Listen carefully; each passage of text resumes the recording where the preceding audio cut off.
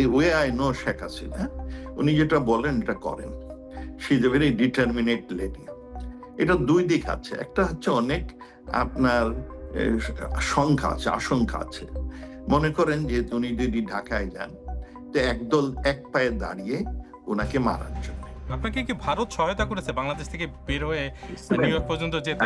আমাকে বাংলাদেশি সরকারি কর্মচারীরা সহায়তা করেছেন বাংলাদেশ থেকে আপনার বের হওয়ার জন্য। বাংলাদেশ থেকে বের হয়ে আপনি কোথায় গেলেন প্রথমে?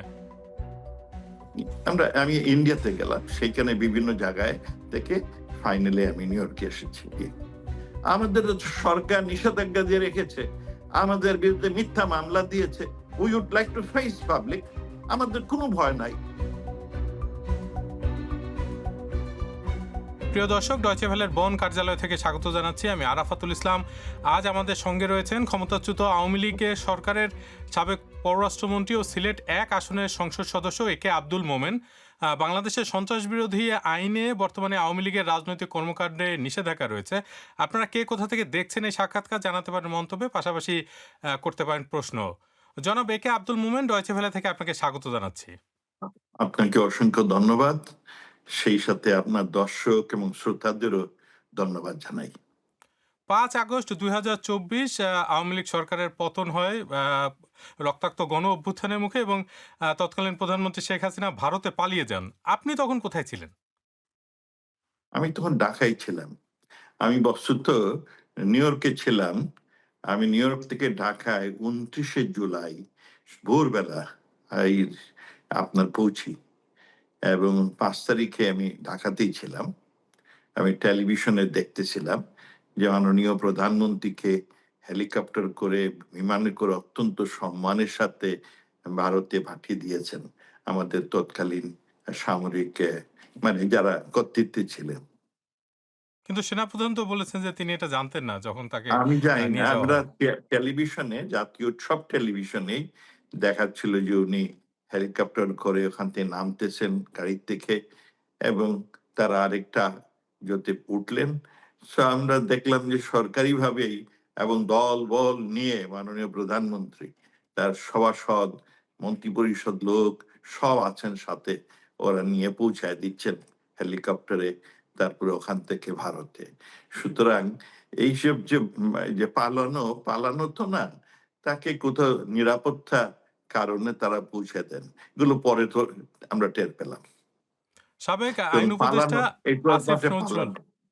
জি, হ্যাঁ, সাবেক আইন উপদেষ্টা আসিফ নজরুল তিনি একটি এই বিষয়টি নিয়ে কথা বলছিলেন যে তিনি তার যে বক্তব্য সেটা হচ্ছে যে আসলে সাবেক প্রধানমন্ত্রী শেখ হাসিনা তিনি জানতেন যে আসলে ৫ই আগস্টের মতো এরকম একটা পরিস্থিতি হতে পারে, যে কারণে তিনি তার নিকট আত্মীয়দেরকে ৫ আগস্টের আগেই বাংলাদেশ থেকে বাইরে চলে যেতে সহায়তা করেছেন। কিন্তু তার নিজের দলের নেতাকর্মীদেরকে আসলে এই বিষয়ে সতর্ক করেননি, বরং তাদেরকে অরক্ষিত রেখে তিনি ভারতে চলে গেছেন। তো আপনাদেরকে আচ্ছা, কি এই বিষয়ে সতর্ক করা হয়েছিল? মানে আপনি না, নিজে ঢাকা আমাদের ছিলেন, কোনো আপনাকে কি সতর্ক বলেছিল করা হয়নি। যে এরকম হতে পারে? কেউ কোনো সতর্ক করেনি। আসিফ নজরুল সাহেব তো অনেক কথাই বলেন। একবার বললেন যে শেখ হাসিনার সরকার ২৬ লক্ষ ভারতীয়কে চাকরি দিয়ে বাঙালি ছেলেমেয়েদের চাকরি দেয় না। তো উনার বক্তব্যটা আসা সঠিক না। এটা উনার ধ্যান ধারণা, হয়তো চিন্তা ভাবনার থেকে উনি বলেন। সময় সময় উনি পরিবর্তন হন। আগামীতে হয়তো পরিবর্তন হবেন। না, আমরা কিছুই জানি না। ইনফ্যাক্ট আমি ২৯ তারিখ ঢাকায় পৌঁছি। তারপরে ঐদিন সন্ধ্যায় আমি চেষ্টা করি মাননীয় প্রধানমন্ত্রীর সাথে সাক্ষাৎ। ২-৩ দিন আমি চেষ্টা করেছি। কিন্তু সামহাউ আমি তো উনার অফিসারদের পিএস এবং ওদের রিকোয়েস্ট করেছি। আমি কোনো অ্যাপয়েন্টমেন্ট তখন পাইনি। আমি কারণ ঢাকাতে কি এটার? বসে, মানে আপনি তো ধরেন একজন সাবেক পররাষ্ট্রমন্ত্রী এবং আওয়ামী লীগের একজন গুরুত্বপূর্ণ এমপি।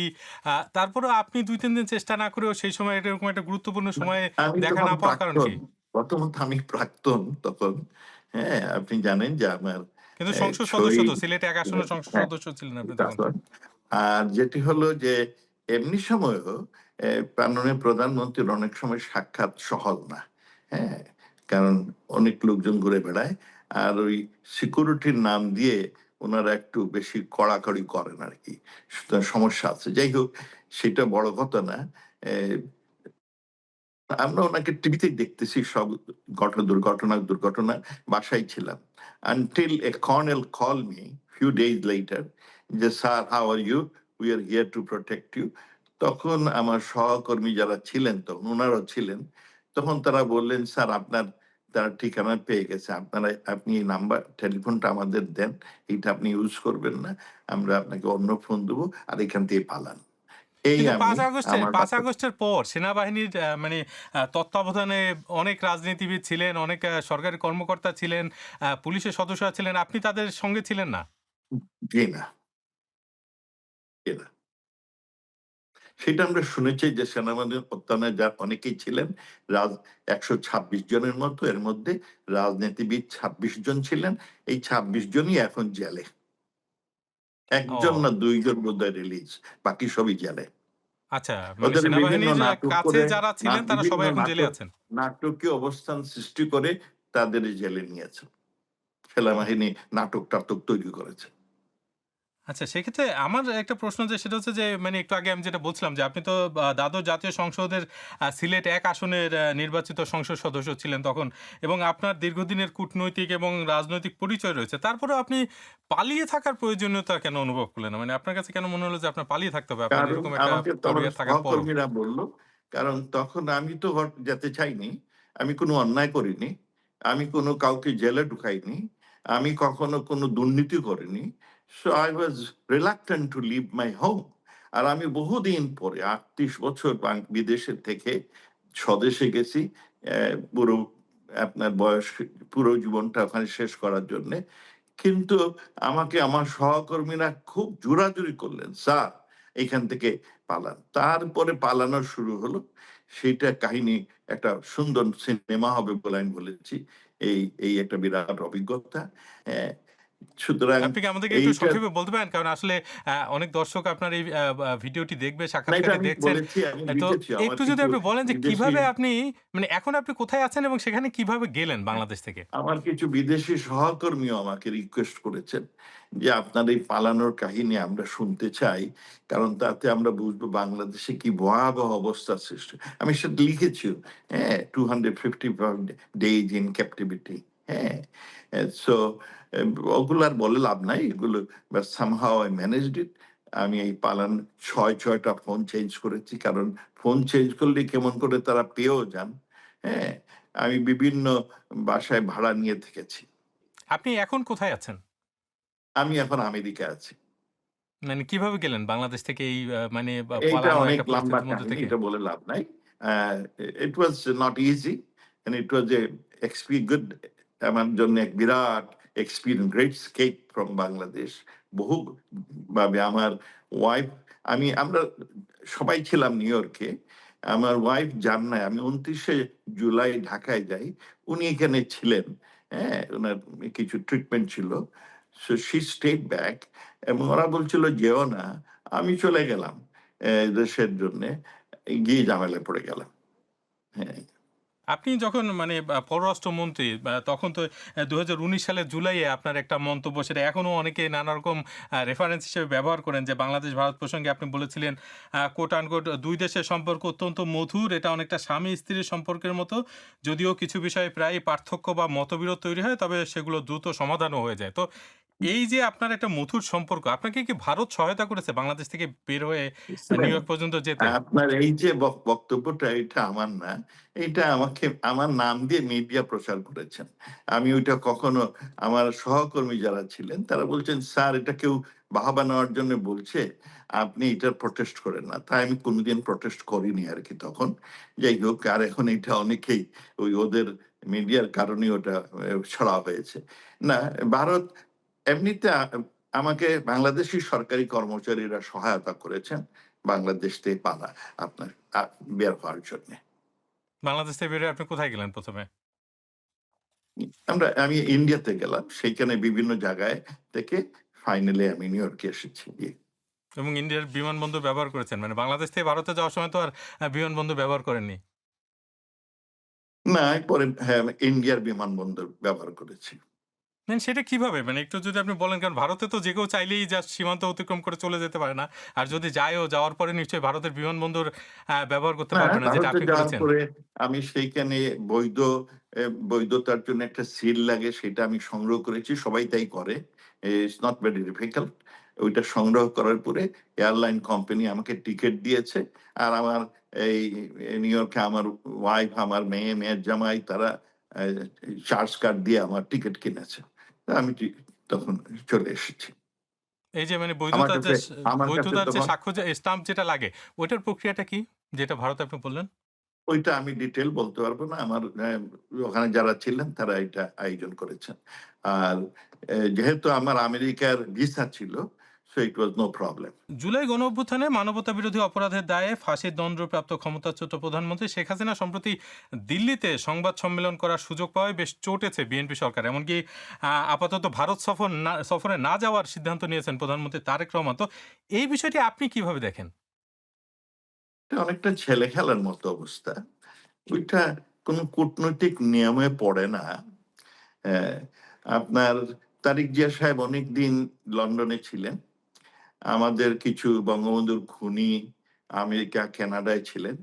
আমরা সেই সরকারকে বলেছি। কিন্তু তাই বলে এই কন্ডিশন আমরা কখনো দেওয়ার কথা চিন্তাও করিনি। আর এটা মনে হয় একটা ছেলে খেলার মতো। যে তুমি এই করো, নাই করো। হ্যাঁ? তো I don't know, আমি এইজন্য এই নিয়ে খুব কমেন্ট করতে পারব না। ভারত একটা গণতান্ত্রিক দেশ। ওখানে সংবাদ মাধ্যমের স্বাধীনতা আছে। হ্যাঁ? আমরা সেটা বহু বছর ধরে দেখছি। এবং এইটা একটা private group. Federation of foreign correspondents um association FCC বলে বোধহয়। তারা আয়োজন করেছে। ভারত সরকার স্বাভাবিকভাবে এই একটা প্রাইভেট গ্রুপকে নিষেধ করবে না। এটা ওরা জেনে শুনে উনারা হইচই করেছেন। কিন্তু হ্যাঁ? ২০১৮ আর সালে কিন্তু এরকম একটা পরিস্থিতি হয়েছিল। আপনার মনে আছে কিনা আমি জানি না যে খালেদা জিয়ার একজন আইনজীবী, একজন ব্রিটিশ আইনজীবী তিনি কিন্তু দিল্লিতে একটি সংবাদ সম্মেলন করতে চেয়েছিলেন এবং তখন আওয়ামী লীগ সরকার মানে আপনার সরকার সেটার প্রতিবাদ জানিয়েছে এবং সেই ব্যক্তিকে আসলে ভারতে প্রবেশই করতে দেওয়া হয়নি। কিন্তু আমি সেটা এবার বলতে দেখা পারব না। যাচ্ছে যে I don't বাংলাদেশের know. বিএনপি সরকারের আপত্তি সত্ত্বেও শেখ হাসিনার সংবাদ সম্মেলনটি আসলে করা গেছে দিল্লিতে। আপনি যে ঘটনা বলছেন আমি জানি না সেটা। I don't know. ১৮ সালে সরকারের সাথে আমি তখনো ছিলাম না। যাই হোক। সো বাট ভারতের যে আমাদের দেশে না হয় সরকার সব ব্ল্যাক আউট করতে পারেন। ভারতে এগুলো বোধহয় করা খুব কঠিন। আপনার ইংল্যান্ডেও এগুলো করা কঠিন। কিন্তু এই যে বিএনপি সরকারের সঙ্গে ভারত সম্পর্ক নিবিড় করতে যাচ্ছে এরকম তো নানা রকম মানে দেখা যাচ্ছে নানা রকম বক্তব্য বিশেষ করে যে নতুন যে রাষ্ট্রদূত রয়েছেন ভারতের হাই কমিশনার বাংলাদেশে দীনেশ ত্রিবেদী তিনি বারবার বলছেন যে আসলে মানে দুই দেশের সরকার প্রধান সরাসরি বৈঠক করলে দ্বিপক্ষীয় বিভিন্ন সমস্যা ও মতপার্থক্য সহজে সমাধান করা সম্ভব। কিন্তু আপনার কাছে কি মনে হয় যে শেখ হাসিনা ভারতে অবস্থান করার সময়ে বিএনপি সরকারের সঙ্গে ভারত আসলে সম্পর্ক ভালো করতে পারবে? একজন কূটনীতিবিদ হিসেবে আপনি যদি বলেন আরকি। হ্যাঁ, নিশ্চয়ই করতে পারে। আপনার ধরুন এই যে তারেক জিয়া সাহেব লন্ডনে বহু বছর ছিলেন। আমাদের সাথে ইংল্যান্ডের খুব ভালো সম্পর্ক উনি থাকা অবস্থায়। আপনার আমেরিকা এবং কানাডায় খুনিরা ছিল। কিন্তু তাদের সাথে আমাদের খুব সুসম্পর্ক ছিল।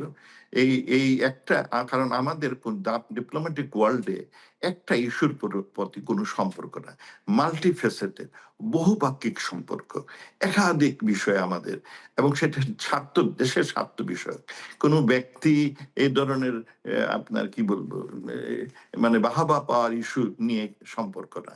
সুতরাং এ এই মানে বরং তারেক জিয়া সরকার তাদের বহুপাক্ষিক কারণে ভারত কাছে সুসম্পর্ক করা উচিত। ভারতও চায় যে তার সকল প্রতিবেশীর সাথে সুসম্পর্ক করা এবং দে আর মেইনটেইনিং ইট রিলেটিভলি প্রিটি গুড। কারণ একটা ইস্যু দিয়ে কখনো আপনার কূটনীতি হয় না। শেখ হাসিনা নিজেই বলেছেন যে তিনি বাংলাদেশে গিয়ে বিচারের মুখোমুখি হবেন আদালতে এবং সেটা শোনা যাচ্ছে যে ডিসেম্বরের মধ্যে এমনটা হতে পারে। আপনার কাছে এই বিষয়টা আসলে কতটা বাস্তবসম্মত মনে হচ্ছে যে শেখ হাসিনা কি আসলেই ডিসেম্বরের মধ্যে বাংলাদেশে যাবে এইটা আপনার মনে হয়? হ্যাঁ, উনি ওই the way I know Sheikh Hasina, উনি যেটা বলেন এটা করেন। She is a very determinant lady. এটা ২ দিক আছে। একটা হচ্ছে অনেক আপনার এ সংখ্যা আছে, আশঙ্কা আছে। মনে করেন যে উনি যদি ঢাকায় যান, তো একদল এক পায়ে দাঁড়িয়ে উনাকে মারার জন্যে। আপনার সেই যে জামাতের উগ্রপন্থী কিছু এনসিপির কিছু ছেলেবেলা যারা বিদেশীদের টাকা ঘুষ খেয়েছিল, তারা যারা সন্ত্রাসী কিন্তু তারা। আপনি যে আর এই দাবি তাছাড়া করছেন, এই দাবির পাকিস্তানি, পক্ষে আপনার কোনো প্রমাণ আছে? মানে আপনার কেন মনে হচ্ছে যে তারা এটা বিদেশ আমার থেকে মনে হয়, কারণ তারা বক্তব্য প্রায়ই সেটাই বলে যে আমরা আসলেই তাকে মেরে ফেলবো। তারপরে তারা পাকিস্তানের যে বিভিন্ন গুপ্তচর বাহিনী তারাও মারতে পারে। শেখ হাসিনা একদম মারার জন্য চেষ্টা করবে। মারলে পরে তারেক রহমান সরকারের সুবিধা অসুবিধা দুটাই।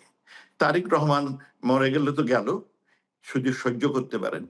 আমার এক সহকর্মী এখানে ছিলেন, আমি ওনার পাশের রুমে কাজ করতাম এই হার্ভার্ড ইউনিভার্সিটিতে। তিনি ছিলেন আপনার ফিলিপিনের অপোজিশন লিডার, সিনেটর আপনার নিনয়। উনি একদিন আমাকে বললেন যে আমি দেশে চলে যাচ্ছি। তাই বললাম কেন, তোমাকে তো গেলে ধরে ফেলবে, বললো যেন আমার লোকজন আমাকে প্রায় রিকোয়েস্ট করে দেশে চল। তখন উনি ফিলিপিনে চলে গেলেন। ফিলিপিনে যাওয়ার পরে এয়ারপোর্টে উনাকে গুলি করে মেরে ফেলে। তারপরে ওই দেশে এমন আন্দোলন দানা বেঁধে ওঠে যে মার্কোসের মতো শক্তিশালী আপনার ডিক্টেটর, তাকেও তার পতন হয়, এবং তখন নিনোয়ের বউ করাইজন অকিনো সেইখানে রাষ্ট্রপতি হন। তো এইটা একটা দিক। সুতরাং আপনার তারেক জিয়া রহমান সরকার শেখ হাসিনাকে জীবিত রাখতে চাইবেন, কারণ নতুবা কি সমস্যা হয়, এটা বিরাট সমস্যা হইতে পারে। আরেকটি হচ্ছে যে আহ, সরকারের জন্য এটা কঠিন হয়েছে। সরকার চাইবে যে তাকে জেলে নিয়ে তাদের বিচারের কাঠগড়ায় দাঁড় করাবে। তো এগুলো তো লম্বা ইস্যু। তো সেই জন্য আমার মনে হয় শেখ হাসিনার এই ডিসিশনের ফলে তারেক জিয়া সরকারের গুম হারান, কারণ তারা বেশ কষ্টে প্রটেক্ট করেন। তাহলে আপনার কিছুদিন দেশে থাকলে আন্দোলন দানা বেঁধে আসবে। আর যদি প্রটেক্ট না করেন, মেরে ফেলেন, তাহলে কিন্তু তাৎক্ষণিক আন্দোলন হয়ে বদনাম নিয়ে ওনার সরকারের হয়তো শেষ। আমরা চাই উনি অনেকদিন থাকুক, সরকারে থাকুক।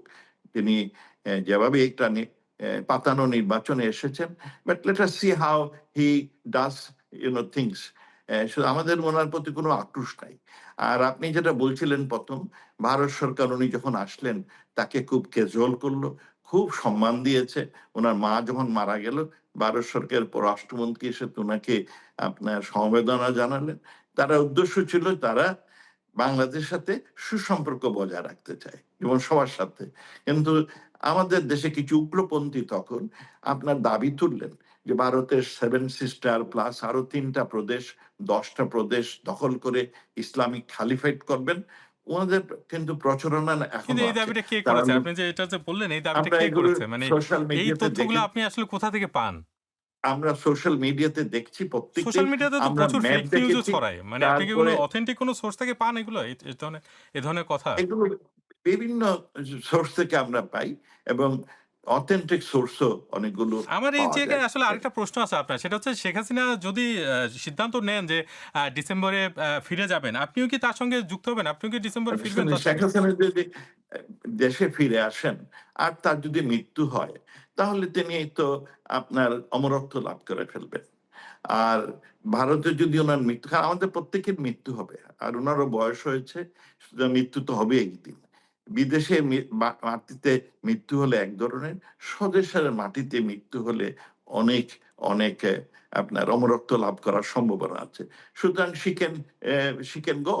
এবং আমার মনে হয় যে তখন বিভিন্ন লোকজনও যাতে এরকম লোকরে না মারা হয়, কারণ দেশে একটা তো অরাজকতা, এই অরাজকতা যদি, কারণ তারিক জিয়া সাহেব চাইবেন দেশের স্থিতিশীলতা হোক, তারিক জিয়া চাইবেন সেটা আমি দেশে বুঝতে পারছি। আপনি রাজনৈতিক ইতিমধ্যে এটা অর্থনৈতিক। বলেছেন। আমার প্রশ্নটা হ্যাঁ, ছিল যে শেখ হাসিনা যদি ফেরেন, আপনিও কি তার সঙ্গে ফিরবেন কিনা? আমি জানি যে আমাদের সহকর্মী অনেকেই, হ্যাঁ, আমি জানি না কে কে ফিরবে, অনেকেই তখন স্বদেশে ফিরবে। হ্যাঁ, এবং তারা গিয়ে সারেন্ডারও করবে। একজন দর্শকের একটি প্রশ্ন নেই। তার নাম আয়েশা আক্তার। তিনি একজন পেশাজীবী। পররাষ্ট্রনীতির ক্ষেত্রে তো বিষয়টি এমন যে দুটো দল নয়, দুটো দেশের মধ্যে সম্পর্ক থাকবে, পারস্পরিক সম্পর্ক। কিন্তু আপনাদের পরিপ্রেক্ষিতে যেটি হলো সেটি হচ্ছে জনগণের ভাষ্যমতে দুটি দল হয়েছে, দুটি দেশ কিন্তু একত্র হয়নি, দুটি দল কিন্তু সম্পর্ক গঠন করেছে। এই বিষয়টি কেন হয়েছে, বা কেন আপনাদের দিক থেকে এই বিষয়টি কেন দৃশ্যমান হলো? জি না, এটা একেবারে অবান্তর চিন্তা ভাবনা। আমরা দেশের সাথে আমরা যতগুলো সম্পর্ক, কারণ বাংলাদেশের জিও স্ট্র্যাটেজিক পজিশনটা খুব ইম্পর্টেন্ট। আর বিশেষ করে আমার দেশের অবস্থা, আমার দেশে প্রতি বছর প্রায় ২১ লক্ষ নতুন ছেলেপেলে চাকরির জন্য আসে। আমার একমাত্র প্রোডাক্ট হচ্ছে গিয়ে গার্মেন্ট। আমি চাই আমার গার্মেন্ট দুনিয়ার সব দেশে বিক্রি হবে। আমি চাই আমার ছেলেপুলে বিদেশে গিয়ে আয় করবে, রেমিটেন্স পাঠাবে। সেই জন্য আমরা সবার সাথে সুসম্পর্কে রয়েছি। ভারত বাংলাদেশের সম্পর্ক ২ দেশের মধ্যে। আমরা যতগুলো ভারতের সাথে সম্পর্ক করেছি, আমি থাকতে যেমন ধরুন আপনার আমরা এই নদী বিরাট সমুদ্র সীমা পেলাম। আমরা সেইটা অ্যা আলোচনার মাধ্যমে বিভিন্ন আইনের মাধ্যমে পেয়েছি। আমরা যে বিভিন্ন এনক্লেভ ছিল ভারতের সাথে সেটা সুসম্পর্ক করে এইগুলার আপনার নিশ্চয়তা দিয়েছি। আমরা কখনো ভারতকে অতিরিক্ত কোনো সুযোগ সুবিধা দেইনি। ভারত চাইলেও আমরা সেইটা গ্রহণ করিনি। কারণ ২ দেশই দেশের নিজেদের আপনার কি বলে স্বার্থটা দেখেছে। কোনো দলের জন্য কিন্তু স্বার্থ সাবেক দেখেনি। পররাষ্ট্র উপদেষ্টা তৌহিদ হোসেন কিন্তু বলছেন যে আদানির সঙ্গে যে বিদ্যুৎ চুক্তি করা হয়েছে সেটা একটা অসম চুক্তি বাংলাদেশ করেছিল। আপনি যারা বিদ্যুতের সাথে সম্পর্কিত আমি যেটা শুনেছি তাদের কাছ থেকে, আমি তার সাথে আমি শুনেছি যে বাংলাদেশে বিদ্যুৎ তৈরি করতে যে ধরনের ইনভেস্টমেন্ট দরকার সেই ধরনের তখন ছিল না এবং ইনভেস্টর আসলে পরে শুধু সে যে ইনভেস্ট করলো এমন না, তার তার কাছ থেকে যদি কিনতে হয় অনেক টাকায় কিনতে হয়। সেই দিক থেকে বড় আদানি কোম্পানি তারা সস্তা এবং সহজে দিয়েছে। কিন্তু আবার এইটা না একই সঙ্গে হলে দেখা যাচ্ছে যে তিস্তা আমার চুক্তি নিয়ে আমার দেখেন আপনারা আমি এত চেষ্টা আমি করার এটা পরেও বলি তিস্তা চুক্তি করা সম্ভব হয়নি। আপনার এগ্রিকালচার সেক্টরে আমরা কয়েক গুণ ৪-৫ গুণ আমরা এগ্রিকালচার প্রোডাক্ট বৃদ্ধি করেছি। একটা বড় কারণ হচ্ছে আমরা সেচনের ব্যবস্থা করতে পেরেছি। কিন্তু তিস্তা এনার্জিটা চুক্তি কেন করা গেল না? আপনার কাছে কি মনে হয়? আপনারা তো চেষ্টা করেছেন এবং ভারতের সঙ্গে তো আপনাদের খুবই সুসম্পর্ক কোনটা সেটা পাওয়া তো গেল না? মানে সবাই মনে করে কোনটা? আসলে। কোনটা? তিস্তা চুক্তি? আমরা ভারতের সাথে গঙ্গা চুক্তি করেছি। তিস্তার ইস্যুটা আমি জানি না। এটা কখনো আমার পররাষ্ট্র মন্ত্রণালয় আমার কাছে আসছে বলে আমি মনে করি না। আমার মনে হয় না। কিন্তু এই একটা এটা বিষয় হয়তো আসলে যে মানে জয়েন্ট রিভার আপনারা যখন কমিশন এটা নিয়ে আলাপ করতে পারে, বাট আই হ্যাভ নো। আর এইগুলো শুনেন, এই সরকার থাকলেই যে হয় না। এগুলো আমাদের দেশে একটা ব্যুরোক্রেটিক সিস্টেম আছে। তার মাধ্যমে এইগুলো এজেন্ডা গুলো আসে এবং ওইগুলো নিয়েই আমরা যেটা ফ্যাসিলিটেট করি ওই জয়েন্ট রিভার কমিশনের মিটিংটা আমরা হয়তো আয়োজন করার চেষ্টা করি। But when the technical people meets, they find out the priorities কোনটা তারা কি করবে না করবে। আচ্ছা। এই যে বিষয়টা মানে অনেকেই বাংলাদেশে তো এরকম একটা মানে ধারণা তৈরি হয়ে আছে যে ভারতের সঙ্গে আওয়ামী লীগের সম্পর্ক খুবই ভালো এবং বিশেষ করে যখন আওয়ামী লীগ সরকার ক্ষমতায় ছিল তখন আন্তর্জাতিক স্তরে বিষয়টা কি আপনার কখনো মনে হয়েছে? আপনি যখন পররাষ্ট্রমন্ত্রী ছিলেন যে আসলে এই যে ভারতের সঙ্গে আপনাদের যে সম্পর্ক, এই সম্পর্কের কারণে পশ্চিমা বিভিন্ন দেশের সঙ্গে আসলে আপনাদের সম্পর্কটা সেরকম ঠিকঠাকভাবে রাখা যায়নি। বিশেষ করে গুম, বিচার বহির্ভূত হত্যাকাণ্ড, মানবাধিকার লঙ্ঘনের মতো ইস্যুগুলোতে পশ্চিমা দেশগুলা যে একটা মানে অস্বস্তি বা একটা উদ্বেগ জানিয়েছিল, সেই উদ্বেগ আসলে আপনারা শেষ পর্যন্ত নিরসন পশ্চিমা দেশগুলো করতে আমাদের পারেননি। কাছে উদ্বেগ জানায়নি। আপনার এই যে গুম এগুলোর তো ঘটনা বায়ান আমরা এখন বানোয়াট তথ্য শুনছি। কিন্তু মার্কিন পশ্চিমাদের যুক্তরাষ্ট্র তো আপ মানে আপনাদের সময়ে শুনেন, একটা নিষেধাজ্ঞা দিয়েছিল র‍্যাবের আমাদের উপরে। সময়ে মার্কিন যুক্তরাষ্ট্র না, ইউএন এর অর্গানাইজেশন কিছু রিপোর্টে আমাদের সর্বমোট ৭৯ জন গুম হয়েছে বলে বলেছিলেন। তখন আমি মার্কিন রাষ্ট্রদূতের সাথে আলাপ করেছিলাম।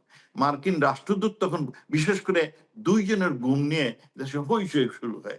এক হলো ফরহাদ মাজহার, যেই আপনার ফরিদার স্বামী, যিনি পরে অ্যাডভাইজার ছিলেন, তার গুম নিয়ে। কারণ উনি আওয়ামী লীগ ঘরানার লোক উনাকে খুব পছন্দ করে। আর আরেকজন হচ্ছেন গিয়ে আমাদের এই এনার্জি স্টেট মিনিস্টার সাহেবের আপনার একটা ফ্যাক্টরিতে চাকরি করতেন রিজওয়ানা হাসান, সৈয়দ রিজওয়ানা হাসানের বর। এই ২ জন যখন গুম হলেন আমরা পররাষ্ট্র মন্ত্রণালয় খুব দুশ্চিন্তায় পড়লাম। কারণ সারা সরকার এটাতে হুমড়ি খেয়ে ফেলে। আমরা সর্বমোট একটা লিস্ট পেয়েছিলাম আপনার ইউএন রিপোর্টারের কাছ থেকে 79। এর মধ্যে ৩৫ জন দেখা যায় তারা নিজের বাড়িতেই আছে। কোনো এক সময় হয়তো তারা নিখোঁজ হয়েছিল। কিন্তু এগুলো প্রচারণাটা খুব বাড়িয়েছেন ইউনূস সরকার। আর আপনার এই আপনার এরা প্রচারণা করেছেন সরকারকে ডাউন করার জন্যে। এইগুলোর সত্যতা নাই। বাংলাদেশে এত গুম-টুম কখনো হয়নি এবং ১ জন ২ জন হলে আমরা সবাই জানি কে হয়েছে। এই যে বললাম ফরহাদ মাহা, আমরা এরপরে দেখলাম যে ২ জনই জীবিত হয়ে আসছেন। হ্যাঁ? সো ওগুলোর বয়ানটা একটু বেশি। এগুলো কিন্তু এখন তো সত্যি বিভিন্ন না। স্থানে গোপন কারাগার খুঁজে পাওয়া যাচ্ছে, র‍্যাব সহ এই বিভিন্ন নিরাপত্তা আমি বাহিনীর সরকারে বিভিন্ন ৫ বছর কার্যালয়ের নিচে, ছিলাম পাশে। এবং তার আগেও আমি সরকারের সাথে কাজ করেছি। কোনদিন কেউ বাংলাদেশের কোন সরকারি কর্মচারী, বেসরকারি লোক কেউ কোনদিন আয়নাঘরের কথা বলেননি। এইটা ইউনূস সাহেবের তৈরি। আর কিছু আমাদের এনজিও এবং সুশীল সমাজ এটা তৈরি করেছেন। আয়নাঘরের কোনো পাত্তা নাই। এগুলো একেবারে, এগুলোর জন্য যদি কিছু হয় তারা আর্মিকে বলতে পারেন। কারণ আর্মির ওখানে বোধহয় তারা ইন্টিগ্রেশন শুধু সেল-টেল থাকে, প্রত্যেক দেশেরই আছে। হ্যাঁ? But we never new about Aynaghor. এগুলো সব বানোয়াট। আমার প্রশ্নটা এটাই ছিল যে আওয়ামী লীগ সরকার যখন ক্ষমতায় তখন র‍্যাবের উপরে নিষেধাজ্ঞা আরোপ করে মার্কিন যুক্তরাষ্ট্র, এবং এই যে ৫ই আগস্ট কেন্দ্রিক যখন যে এই গণ অভ্যুত্থান, সে সময় জাতিসংঘের মানবাধিকার কার্যালয় থেকেও নানা রকমের বক্তব্য এসেছে যে হ্যাঁ, আপনার সেনাবাহিনী থেকে যাতে একটু তাদের উপরে কোনো রকম সেই না তো। করে। আপনার আপনার র‍্যাবটা তৈরি হয় আপনার খালেদা জিয়ার সময়। তারপরে র‍্যাব আপনার বহু লোক মেরে ফেলে এবং জনগণ অনেকে খুশি হয়। খুশি হয় এইজন্যে যে কিছু সন্ত্রাসীদের ওরা মেরে ফেলে। তারপরে র‍্যাব এইসব, যেমন আপনার ধরুন ২০০৪-৫ এই সময় র‍্যাব প্রায় হার্ট অ্যাটাকে ইয়াং লোকজনকে মেরে ফেলত। আমার কাছে তখন ৫৫ টা লিস্ট ছিল, ৫০ জনের লিস্ট ছিল। তৎকালীন যিনি আর্মি চিফ ছিলেন মাসুদ, তো উনি একবার আমাকে বললেন, আমি বললাম, "তুমি এই যখন লোক মারতেছো তোমাকে আমরা শুলে চড়াবো।" আমার জুনিয়র তাই। তখন সে একটা এই কি নিয়ে নেয়, এই ইনডেমনিটি নিয়ে নেয়। বলে, "মোমেন ভাই, আমি ইনডেমনিটি নিয়েছি। আপনারা আমাকে আর কিছু করতে পারবেন না।" যাই হোক, হ্যাঁ, এই খুব বদনাম করে। র‍্যাবের কিছু লোক তো বাড়াবাড়ি করেছে অবশ্যই, এবং সেইটা পরবর্তীতে র‍্যাবে বাড়াবাড়িটা কমিয়েছে। এবং এই আমেরিকান সরকার আপনার ২০২৩ সালেই তো বোধহয়, না ২২-২৩ সালে, ২২, হ্যাঁ, তখন ওরা বলল যে তারা র‍্যাবের উপর, তবে আমেরিকা র‍্যাবের যে রুলস অফ এনগেজমেন্ট, এটা আমেরিকা এবং ব্রিটিশ থেকে তৈরি করা। আমাদের র‍্যাবরা বললেন যে আমরা যে কাজটা করি আমেরিকার অ্যাডভাইজে করি, তারাই আমাদের ট্রেনিং দিয়েছে। পরবর্তীতে আমেরিকার ট্রেনিংটা বন্ধ করে দেয়। আর র‍্যাব তখন আর ট্রেনিংটা নেয় নাই। এতেও আমেরিকা একটু অসন্তুষ্ট ছিল। তারপরে তার উপরে স্যাংশনটা দিল। হ্যাঁ, একটা ইনস্টিটিউশনে। কিন্তু আমরা আমার র‍্যাব প্রশ্ন হচ্ছে, তৈরি করে ধরেন আমাদের আপনারা ধারণা ক্ষমতায় আসার আগে সবসময় থেকেই ছিল যে জানেন র‍্যাব বাদ দিয়ে দিলে হয়। যে জি? এই র‍্যাব বিচার বহির্ভূত হত্যাকাণ্ড ঘটাচ্ছে, এটা তো আপনি নিজেই বললেন যে যখন র‍্যাব তৈরি হয়েছে তারপর থেকে করেছে। কিন্তু তারপরে আপনারা কিছু আওয়ামী লীগ করেছে। সরকার হ্যাঁ, র‍্যাবকে এভাবে রেখে দিয়েছিলেন কিছু তো কেন? অত্যাচার করেছে, কিছু তো অন্যায় করেছে অবশ্যই। হ্যাঁ, কিন্তু তারপরে এই র‍্যাবকে এভাবে ইনস্টিটিউশন, রেখে দেওয়ার কারণ কি ছিল আওয়ামী লীগের? জি? মানে তারপরে আপনারা আওয়ামী লীগ সরকার ক্ষমতায় আসার পরও র‍্যাব এভাবে রেখে দিলেন কেন? মানে র‍্যাব যে এরকম বিচার বহির্ভূত হত্যাকাণ্ড করে, গুম করে, সেটা তো প্রত্যেক আগে থেকেই দেশেই জানা একটা যাচ্ছিল। একটা ফার্স্ট ফোর্স থাকে, বিকজ তাদের অ্যাক্টিভিটিস, তারা ভালো কাজ বেশি করেছে। সেই কারণে হয়তো র‍্যাবকে সরকার রেখেছেন। আই ক্যানট টেল, যে কারণ সরকার তো আমি একা না, it is a team work. সরকার হয়তো, আমি যতদিন কিসে ছিলাম, র‍্যাব নিয়ে কোনো মিটিং হয়নি। র‍্যাবের উপরে কোনো আলোচনা হয়নি। বাট র‍্যাবের ভালো দিকটা, মানুষ, জনগণ সময় বলতো পুলিশ পাঠাবেন না, র‍্যাব পাঠান। র‍্যাব হলো, আমি একটা সিলেটে একটা আপনার লোক মারা যায়। পরে দেখা যায় যে পুলিশের লোক নাকি ওকে মেরে ফেলেছে। তারপরে আমরা ওইটা ইনকোয়ারি পিবি কিনা পুলিশ ব্যুরোকে দেওয়া হলো ওখানকার যিনি মারা গেছিলেন তার মার সাথে আমার দেখা হয়। উনি বললেন যে, "হ্যাঁ, আপনি বরং র‍্যাবকে পাঠান।" র‍্যাবের প্রতি মানুষের বিশ্বাস অনেক বেশি ছিল। সো ভালো-মন্দ দুটোই আছে, এবং সেইটা হয়তো আমরা সেইখানে এই ভালোর দিকটা বেশি শোনার পরে যারা চার্জে ছিলেন তা পরিবর্তন করেননি। কিন্তু মানবাধিকার কর্মীদের দাবি হচ্ছে যে র‍্যাব আসলে রাজনৈতিকভাবে ব্যবহারের বেশ ভালো একটা উপায়, যে কারণে সব সরকারই আসলে র‍্যাবকে রেখে দিতে চায়। কিন্তু যখন বিরোধী দলে থাকে তখন দেখা যায় যে র‍্যাব তাদের উপরেই তাদের বিরুদ্ধে যাচ্ছে আরকি র‍্যাবের ব্যবহার। আবার যখন সরকারে মানবাধিকার আসে তখন তাদের কর্মীরা এটা যা দরকার বলেন হয়। তার মধ্যে কিছুটা সত্যতা আছে অবশ্যই। তবে অনেক সময় বাড়াবাড়িও হয়, বুঝছেন? হ্যাঁ, সত্যতা তো আছেই। আর সরকার তো আপনার তুলসী পাতা না। আমি যে বিষয়টা আপনার কাছে জানতে চাচ্ছিলাম যে টানা ১৫ বছর ক্ষমতায় থাকার পর আওয়ামী লীগের যে হঠাৎ এই যে পতন হলো, এই পতনের পেছনে কারণগুলো আপনার কাছে কি মনে হয়? আমি ঠিক জানি না। একটা হচ্ছে যে দেশ খুব উন্নতি করতেছিল। অনেকগুলো দেশ, আমি যখন বিদেশে অনেকের সাথে বাংলাদেশের এই অভাবনীয় সাফল্য, হ্যাঁ? টানা 6.8% highest, one of the highest in the world. পৃথিবীর ৩ টি বেস্ট পারফর্মিং ইকোনমির মধ্যে বাংলাদেশ। তখন অনেকে ইউরোপিয়ানরা বলতো তোমরা তো উন্নত হয়ে যাবে, উন্নত হলে তোমরা তো আমাদের সাহায্য চাইবে না। হ্যাঁ, তাদের কাছে একটা ওরি অনেকের কাছে ছিল যে বাংলাদেশ উন্নত দেশ হয়ে গেলে আমাদের কাছ থেকে তো আর সাহায্য টাহ্য চাইবে না, এই ধরনের একটা অনেকের ধারণা ছিল। ইটস এ মাইল্ড অ্যাপ্রোচ যে তোমরা বেশি ভালো করে ফেলতেছ। এটা একটা সমস্যা। আর আমরা এই আমরা উন্নয়ন নিয়ে বেশি মাথা, তারপরে ষড়যন্ত্র কে কি করছে জানি না। আমরা শেখ হাসিনার দুটো মেইন অবজেক্টিভ ছিল, একটা তিনি দেশের উন্নয়ন করবেন, 2041 সালের মধ্যে বাংলাদেশকে বিদেশির মতো করবেন, যে মানুষের জীবনে নিশ্চয়তা দিবেন, একটু উন্নত সমৃদ্ধশালী স্থিতিশীল অর্থনীতি। আরেকটি হচ্ছে দারিদ্র বিমোচন, দারিদ্র বিমোচন, সেই জন্য উনি সবচেয়ে বেশি এমফেসিস দিয়েছেন এবং দারিদ্র দূরও করেছেন। কোথায় 42% ছিল, সেইটা 18%। আর অতি দারিদ্র তিনি 5.6% নিয়ে আসছেন। সংজ্ঞামতে 5%-এর নিচে হলে দেশ দারিদ্র মুক্ত হয়। আমরা চেয়েছিলাম 2030 সালের মধ্যে ক্ষুধামুক্ত বাংলাদেশ করব। যাই হোক, আমাদের স্বপ্ন পূরণ হয় নাই। সেখানে থাকলে হয়তো হতো, এখন তো তলানিতে চলে যাচ্ছে। তো কিন্তু আমরা এই যে এই মানে economic 24-এর গণ আন্দোলনের সময় যে শত শত শিশু, তরুণ, কিশোর, যুবক এই যে যাদের প্রাণহানি হলো, এজন্য কি আওয়ামী লীগ এর ক্ষমা চাওয়া উচিত? আপনার কাছে কি মনে হয়? এই অত যেটা আপনি নাম্বার পেয়েছেন এই 1400, এগুলো সব তো বানোয়াট। আমি প্রথম আলো আমি আসলে রেজিস্টার 1400 এবং বলিনি, আমি বলেছি শত শত। মানে না, এত এত লোক তো মরে নাই। আপনার এদের তথ্য অনুযায়ী বাংলাদেশের সরকার বিরোধী পত্রিকা সমকাল, প্রথম আলোর, ডেইলি স্টার, আমি প্রত্যেকদিন কয়জন মারা গেছে ওরা হিসাব দিত। আমি ওদের অ্যাড করে দেখলাম যে 16ই জুলাই থেকে আপনার 5ই অগস্ট সর্বমোট 329 জন মারা গেছে। আর 5 আমি জানি তারিখের না পরে আপনি 8 আসলে তারিখ কিভাবে হিসাব পর্যন্ত করেছেন, কিন্তু বাংলাদেশের মুক্তিযুদ্ধ মন্ত্রণালয় থেকে জুলাই শহীদের যে তালিকা, সেখানে কিন্তু নিহতের সংখ্যা বলা হচ্ছে 843 জন। আর জাতিসংঘের অনুসন্ধানে তারা বলছে 1400 জনের মতো হতে পারে মারা গেছেন। আর পুলিশ সদর দপ্তরের একটি শুনেন, পরিসংখ্যান আছে শুনেন, যেখানে বলা আপনার হচ্ছে এই 44 জন সরকারি যে পুলিশ রিপোর্টটা সদস্য দিয়েছে, নিহত হয়েছেন। হ্যাঁ, সরকার যেটা রিপোর্ট দিয়েছেন 834 জন, সেইটা 1 জুলাই থেকে 15ই অগস্ট পর্যন্ত যতজন মারা গেছে, এর মধ্যে কেউ অ্যাক্সিডেন্টে মারা গেছে, কেউ সাপের কামড়ে, কেউ পানিতে পড়ে, কেউ নর্মাল মৃত্যু হয়েছে। আর এই 834 জন থেকে আবার একবার দেখা গেল যে 51 জন জীবিত হয়ে আসছে, আরেকবার দেখা গেল 21 জন। এখনো প্রতিদিন দেখি অমুক ক্লেম করে যে আমি জীবিত। এইটা যেহেতু সরকার অনেক টাকা টুকা দিবেন, তাই মতলববাজরা তাদের এই জুলাই হত্যাকারী হিসেবে অনেকেই, শুধু নাম্বারটা ইজ নট রাইট। ইউএন এর প্রাথমিক রিপোর্ট যেটা ঢাকার থেকে প্রথম যেটা করে, তারা তখন বলেছিল 650, এবং বলেছিল এর বড় সংখ্যক হচ্ছে মানে আন্ডার এজ লোকজন। হ্যাঁ, এবং দ্যাট ওয়াজ মোর অ্যাকুরেট। কিন্তু পরবর্তীতে একটা বানোয়াট, আমি ইউএন কে জিজ্ঞেস করেছিলাম যে তোমরা আরেকজনের এরকম দর্শকের একটি বানোয়াট প্রশ্ন তৈরি নেই। করছো। আমি একজন দর্শকের একটি প্রশ্ন নেই যে দর্শকের একটি প্রশ্ন নেই, তার নাম হচ্ছে কুমার সপ্তর্ষি রায়, তিনি একজন শিক্ষার্থী। আমার যেটি প্রশ্ন সেটি হচ্ছে 24-এর যে আন্দোলন গিয়েছে, সেই আন্দোলনে যদি আওয়ামী লীগ কিংবা আপনার তেমন কোনো অপরাধ না থেকে থাকে, তাহলে জনগণের সম্মুখে আপনারা আসতে ভয় পাচ্ছেন কেন? কিংবা আপনাদের সম্পর্কে যে রায় হয়েছে আদালতের, সেই রায়কে আপনারা সেই রায়ের কিংবা আইনের মুখোমুখি হচ্ছেন না কেন? যদি আপনাদের সৎ সাহস থেকে থাকে, তাহলে তো সেই আইনের মুখোমুখি হয়ে সেটাকে প্রটেক্ট করা দরকার এবং আদালতের মাধ্যমে আইনের প্রতি শ্রদ্ধাশীল থেকে নির্দোষ প্রমাণিত করা উচিত।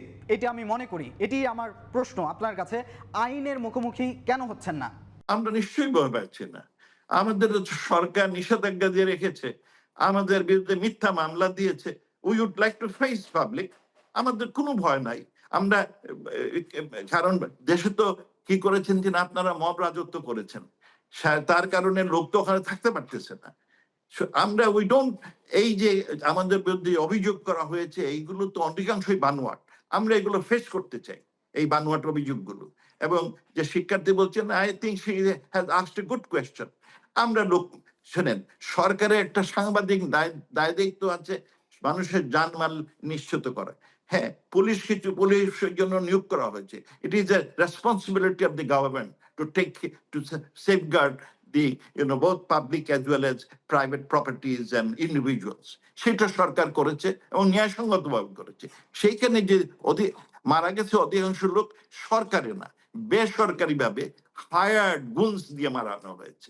এটা আমরা বিশ্বাস করি। সুতরাং we are ready to face this music. আমরা এই জন্য একটা ইন্ডিপেন্ডেন্ট কমিশন প্রতিষ্ঠা করেছিলাম, আমরা এখনো দাবি করি there should be reinvestigation of all the deaths, যেই আপনার যতগুলো মৃত্যু হয়েছে প্রত্যেকটা বের তুলে তাদের পরীক্ষা করে দরকার কিভাবে ওরা মারা গেল, and then the fact will come out and people will welcome us.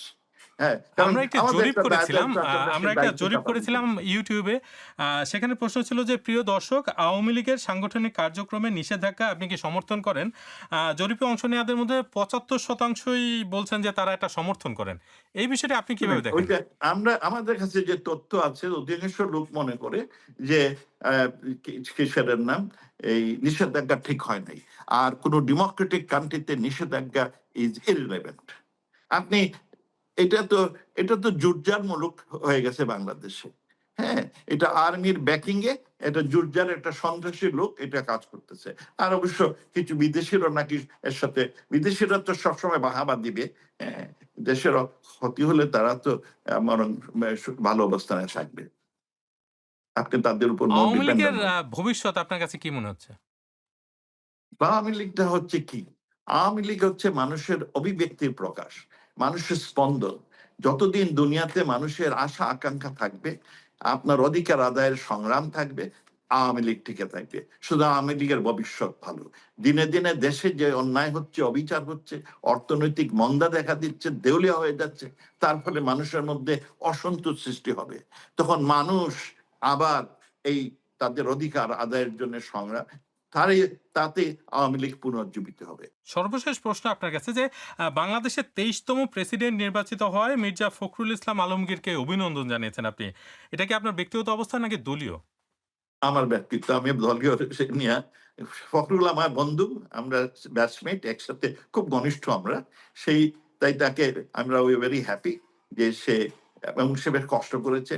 কিন্তু তার আপনার এই যে মানাটা বন্ধু, আপনি যাকে বন্ধু বলছেন, আওয়ামী লীগ যখন ক্ষমতায়, আপনি যখন এমপি, আপনি যখন পররাষ্ট্রমন্ত্রী, তখন আপনার এই বন্ধু 11 বার কারাবরণ করেছেন, 3.5 বছর জেল খেটেছেন এবং তার বিরুদ্ধে শতাধিক মামলা করা হয়েছে এই আপনার আওয়ামী লীগ সরকারের সময়। তা আপনার বন্ধু তখন আপনি কোথায় ছিলেন আর কি? মানে তখন আপনি আপনার বন্ধুকে সহায়তা আমি করেছেন? তখন সরকারকে বলেছি যে সব রাজনীতিবিদদের বিরুদ্ধে আপনার, কারণ I know him is a good guy, তখন আমাকে বলা হয়েছে না, ও হচ্ছে হুকুমের আসামি। আমাকে তখন বলা হয়েছে, তাদের কাছে ভিডিও আছে যে ও হুকুম দিয়েছে। So it was, you know, they have their evidence, but I raise my voice. Deutsche ভ্যালিকে এই সাক্ষাৎকার দেয়, আপনাকে অসংখ্য ধন্যবাদ। আপনাকে অসংখ্য ধন্যবাদ, থ্যাংক ইউ। প্রিয় দর্শক, আজ তাহলে এ পর্যন্তই। আগামী সপ্তাহে আপনারা এই অনুষ্ঠানে কাকে অতিথি হিসাবে দেখতে চান লিখুন মন্তব্যে। আর ডয়চে ভ্যালে বাংলা রয়েছে টিকটকে, আমাদের সেখানেও অনুসরণ করতে ভুলবেন না। সবাই ভালো থাকুন, সুস্থ থাকুন।